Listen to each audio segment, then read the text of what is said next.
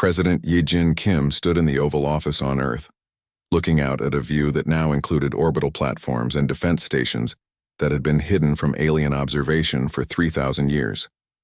She was about to address every intelligent being in the galaxy and explain how things would work from now on. The old Galactic Council was dissolved, and in its place was the Human Administrative Authority, with regional offices on every inhabited world. Human administrators were taking control of alien governments that had proven themselves incapable of effective leadership. Human engineers were fixing infrastructure that had been poorly maintained for centuries. General Kyung-Soo Park was overseeing the transition from his headquarters on Mars, where the new Galactic Military Academy was being constructed. Alien representatives would be trained in proper military doctrine, not because humans wanted them to be threats, but because the galaxy needed defenders who actually knew how to fight. The restructuring was happening faster than anyone had expected because humans had been planning it for 3,000 years. Every detail had been worked out in advance, from which aliens would be best suited for different types of work, to how the new government systems would be organized. Captain Hua Young-shin was teaching the first classes at the academy to a mixed group of alien officers who were learning that everything they thought they knew about warfare was wrong. The curriculum started with basic concepts like why attacking in formation was stupid and why bigger weapons were not always better. Some alien species were adapting to the new reality better than others. The Zephyrite, with their artistic sensibilities, were becoming excellent designers and researchers under human guidance. The Orcs were finding satisfaction in construction projects that actually challenged their physical capabilities. The Vorthak were being retrained as historians and record keepers. The aliens who resisted the changes were not punished or imprisoned. They were simply ignored until they decided to cooperate.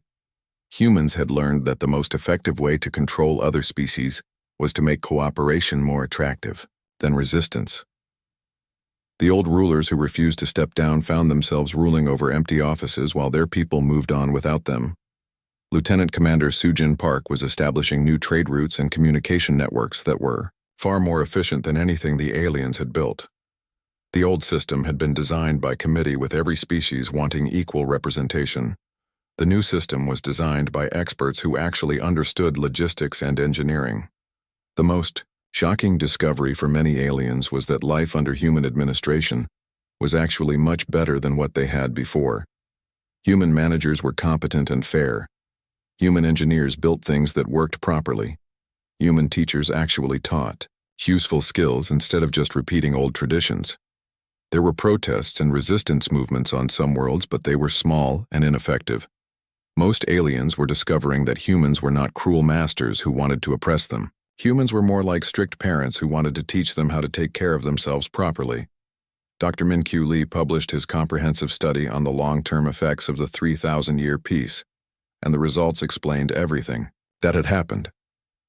The extended period without conflict had caused evolutionary changes in alien brain chemistry that made them incapable of dealing with stress or making hard decisions.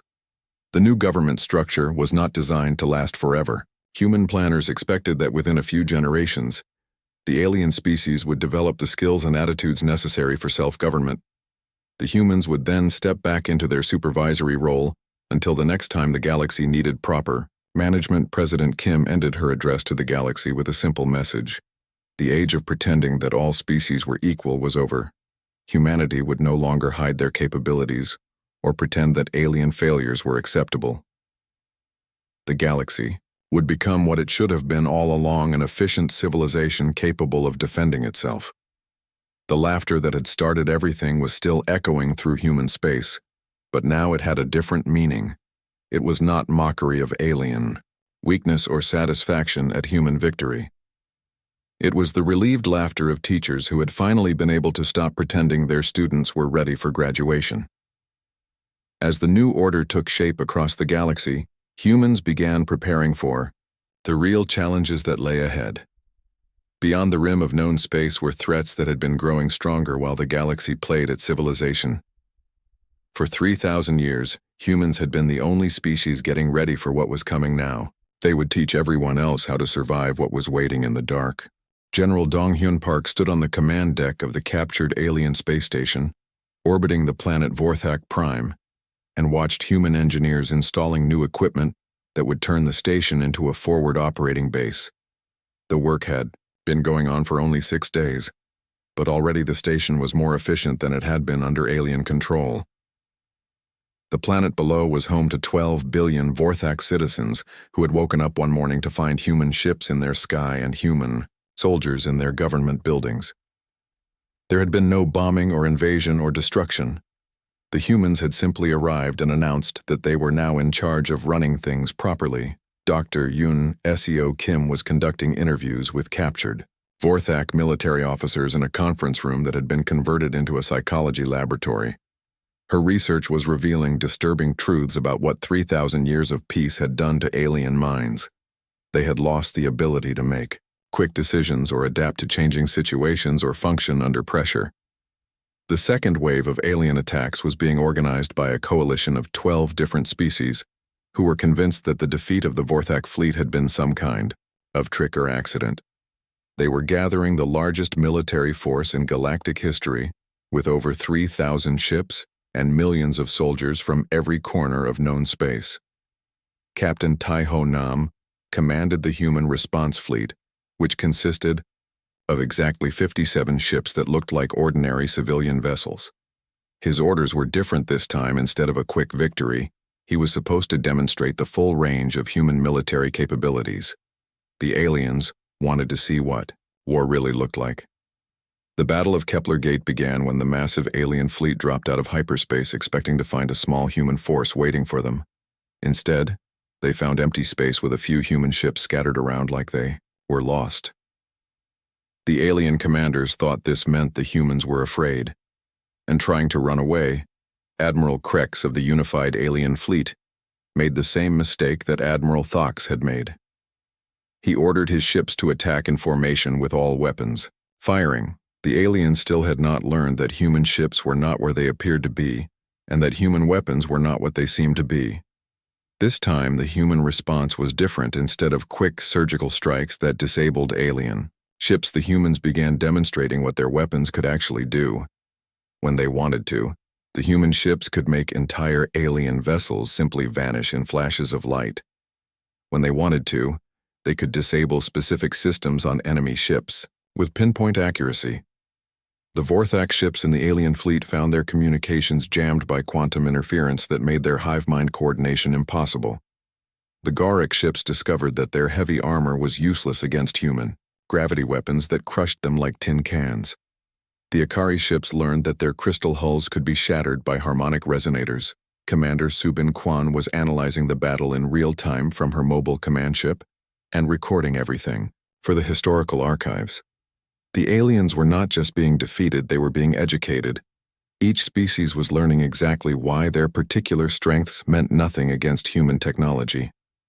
The battle lasted for 3 hours, which was exactly how long the human commanders wanted it to last.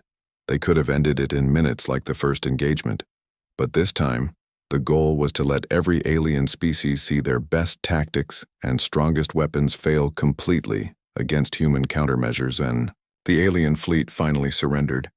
They had lost over 2,000 ships without destroying a single human vessel. The survivors were rescued by human medical teams, who treated their injuries and explained that they were now prisoners of war. The aliens could not understand how they had been defeated so completely by such a small force.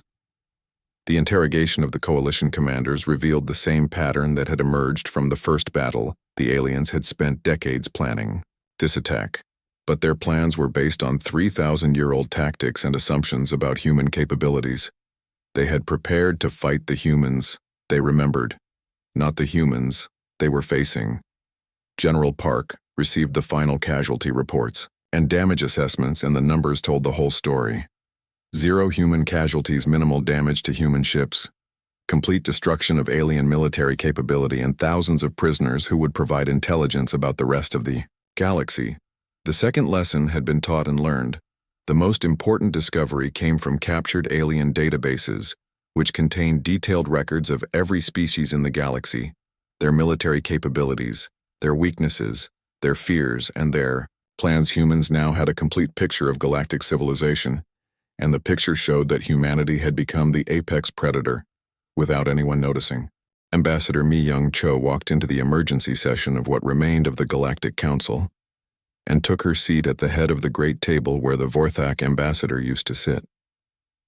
The surviving alien representatives looked at her with expressions of fear and confusion and desperate hope that maybe the humans would be merciful. 6 months had passed since the war declaration, and in that time, human forces had conquered 68 star systems, disabled 400 alien fleets, and taken control of the major trade routes that connected all civilizations in the galaxy. The war was over, but the aliens were only beginning to understand what had really happened. The intercepted human communications that the aliens had been allowed to discover told a story that shattered everything they thought they knew about recent galactic history. The 3,000-year Armistice had not been a peace treaty between equals. It had been humanity, giving the other species time to grow up and become worthy opponents. Colonel Wu Jin Lee presented the evidence that proved what many aliens had begun to suspect. Human space was not filled with peaceful colonies and trading posts like everyone thought. Instead, every human settlement was a military installation disguised as something harmless. Every human civilian was a trained soldier.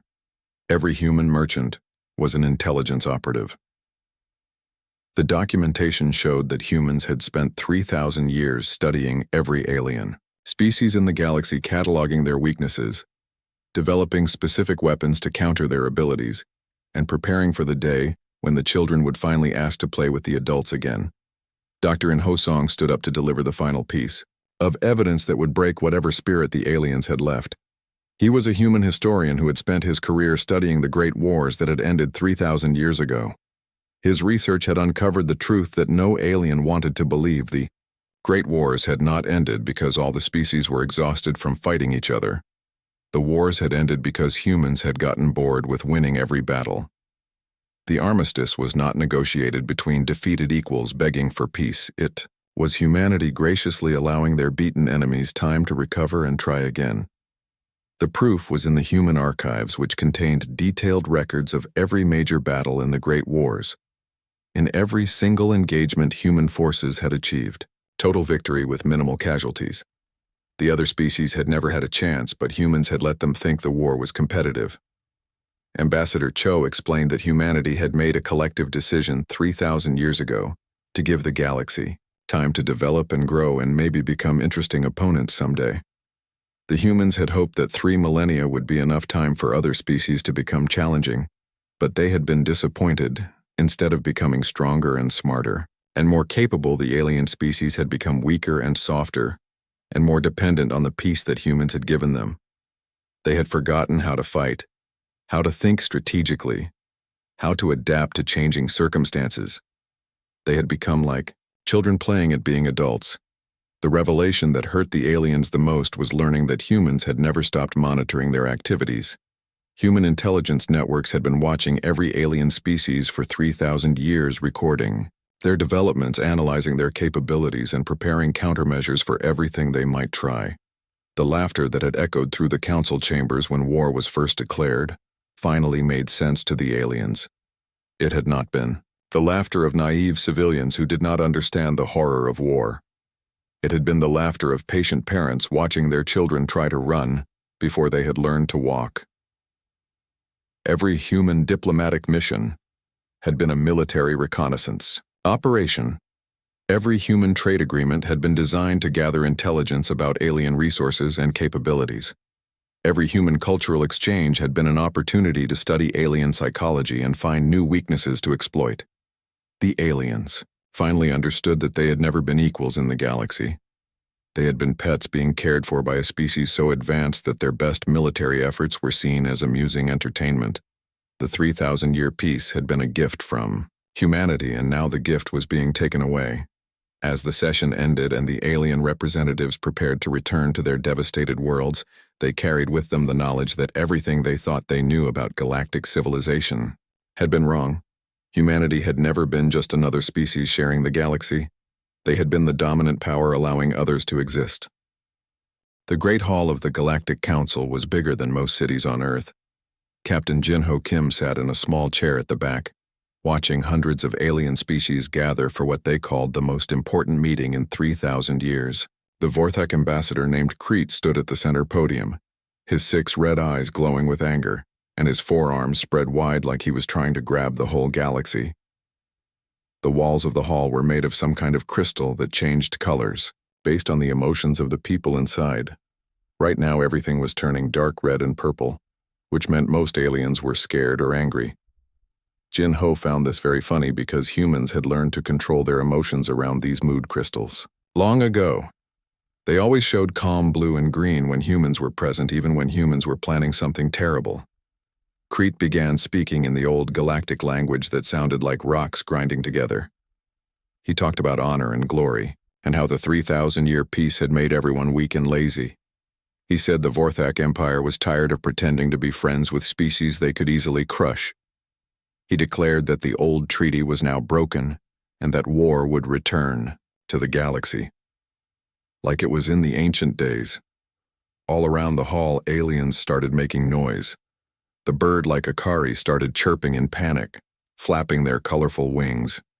The giant rock creatures called Stone Mind began hitting their chests with sounds like thunder.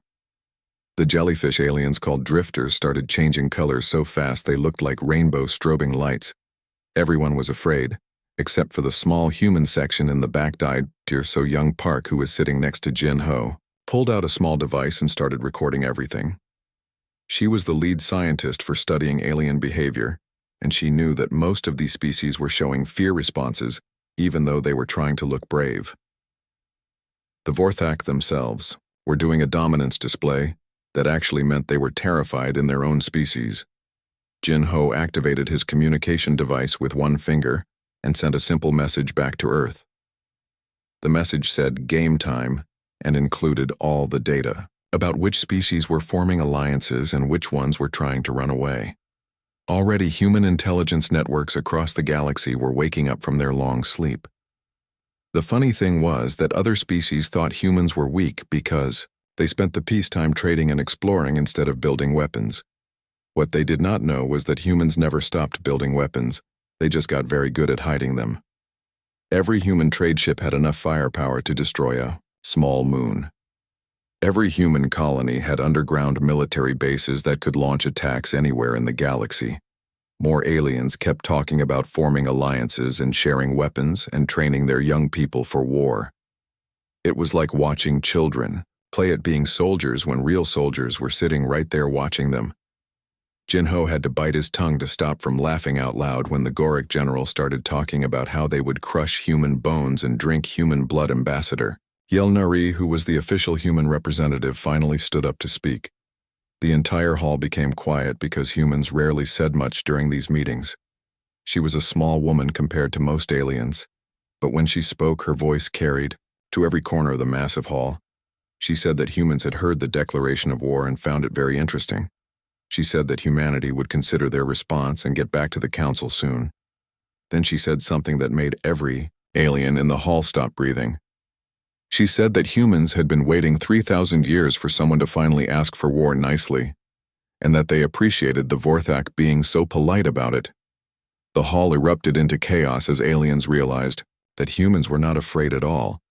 Instead, humans seemed happy about the war declaration, like they had been waiting for this moment for a very long time. The mood crystals in the walls started flashing between red for anger, purple for fear, and a color most aliens had never seen before, which was the color for predators. As the human delegation left the hall, Jin Ho could hear aliens arguing behind them about whether humans were bluffing or if they really did want war. The truth was much worse than either option. Humans had spent 3,000 years getting ready for this exact moment, and now the waiting was finally over. The communication networks across human space lit up with messages that night. Every human colony, every ship, every outpost received the same simple message: the children want to play, and it's time to show them how grown-ups fight. The largest military machine in galactic history was about to wake up, and the aliens had no idea what they had just started. Commander J-1. Kim looked through the viewport of his ship, the Soul Pride, at the massive alien fleet approaching his position. The enemy had 200 ships arranged in perfect formation, like they were in a parade instead of going to battle. The formation was so neat and organized, that it looked like something from a museum display about ancient warfare. The alien fleet was led by Admiral Thox of the Vorthak Empire, who had spent the last month reading old books about space combat, because no one alive remembered how to actually fight in space. His flagship was 3 times bigger than any human ship and had enough weapons to destroy a small asteroid. The problem was that bigger did not always mean better. Captain Yu-Jin Lee was monitoring the alien communications from her stealth ship that was invisible to their old scanning equipment. She heard Admiral Thox giving orders to his fleet, and she had to turn off her microphone so the other humans would not hear her laughing. The alien Admiral was using tactics that had been outdated for over 2,000 years. The aliens were flying straight at the human ships with all weapons firing like they were in some kind of action movie. They did not use any stealth or deception or coordination. They just pointed their ships at the humans and hoped their bigger guns would win the day. It was exactly what human commanders had expected after studying alien psychology for decades. Sergeant Bo Ram Han was in charge of the boarding teams that would capture alien ships after they were disabled. Her teams had been training for this specific mission for 5 years, using captured alien technology and stolen ship blueprints. They knew exactly where to hit each type of alien vessel to disable it without destroying it.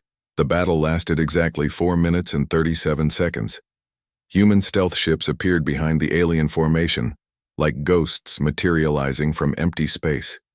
The aliens did not even know they were there until human weapons started disabling their engines and weapon systems with surgical precision.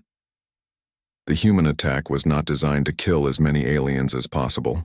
It was designed to capture as many ships and prisoners as possible, alive. Humans wanted information, and they wanted to send a message to the rest of the galaxy. The message was that resistance was not just futile, it was embarrassing. Admiral Thox tried to surrender after the first minute of battle, but his communication systems had been destroyed. Along with his weapons and engines, he was trapped in his command chair watching his fleet being taken apart, piece by an enemy he could barely see. Human ships were so small and fast that his targeting computers could not lock onto them when the boarding parties arrived.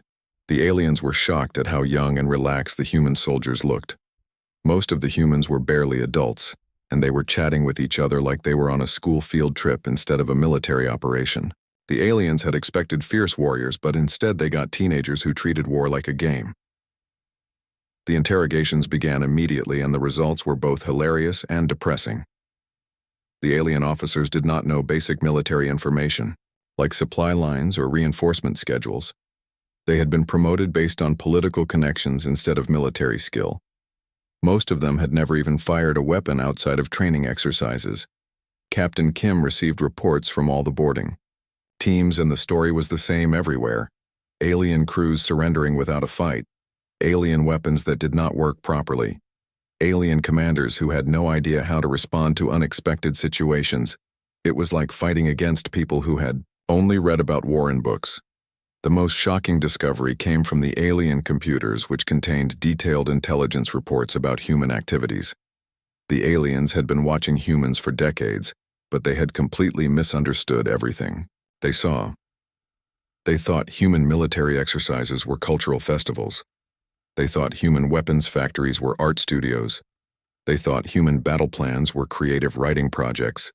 As the last alien ship was secured, Commander Kim sent his report back to Earth. The enemy fleet had been completely captured with 0 human casualties and minimal damage to alien vessels. The aliens had fought like they were performing in a play instead of trying to win a real battle. The victory was so complete and so easy that other alien species initially refused to believe the reports. How could the mighty Vorthak battle fleet be defeated by a handful of human cargo ships? The answer was simple but terrifying. The humans had never stopped being warriors, they had just gotten much better at hiding it. On Earth, Admiral Hai-Jin Lee walked through the War Memorial Museum like she did every morning for the past 20 years. The museum was filled with weapons and vehicles and uniforms from every human war in history. What visitors did not know was that everything in the museum still worked perfectly and could be used at any moment. The emergency protocols that had not been activated for 3,000 years started running automatically. Deep underground massive factories that had been disguised As geological survey stations began producing ships and weapons and armor, the aliens thought humans had spent the peacetime making art and music and literature.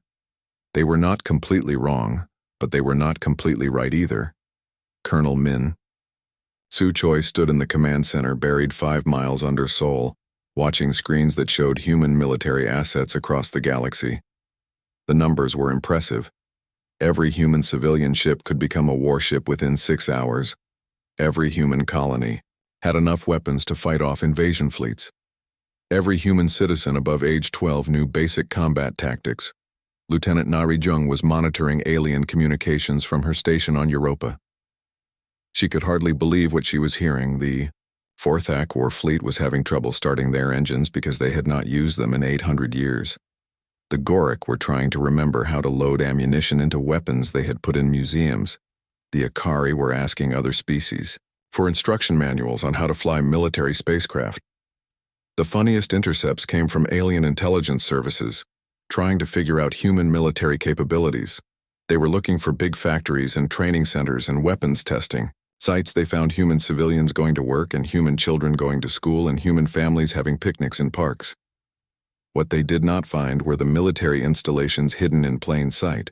Every human recreational center was also a training facility. Every human sports league taught combat skills. Every human video game was actually a military simulator. Every human hiking trail was designed to teach small unit tactics. What aliens saw as peaceful human hobbies were actually the most comprehensive military training program in galactic history. Commander J-1 Kim received his orders while pretending to captain a cargo ship carrying art supplies to the Centauri colonies. His real cargo was enough antimatter warheads to glass an entire planet, and his crew were all special forces, veterans with decades of combat experience. The Vorthak scouts that had been following his ship reported that humans were still acting like nothing had changed. Dr. Yoon Seo Kim published her research paper on alien psychology during wartime that morning. The paper had been finished for 15 years, but humans had been waiting for the right time to publish it. The research showed that 3,000 years of peace had changed alien brain chemistry in ways that made them almost incapable of effective military action.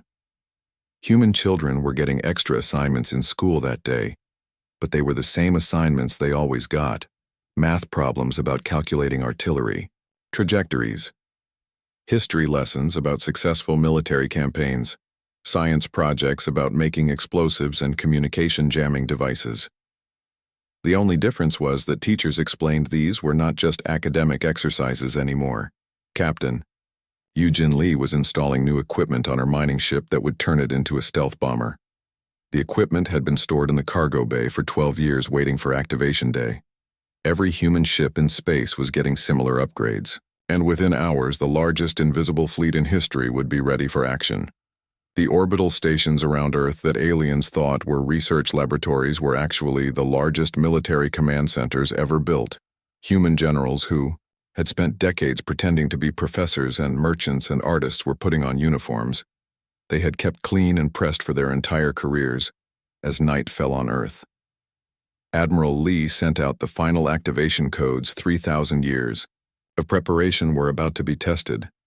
The galaxy was about to learn what humans had been doing, while everyone else was enjoying peace. Somewhere in space, alien fleets were struggling to remember how to fight while human forces were getting ready to remind them why they had agreed to peace in the first place.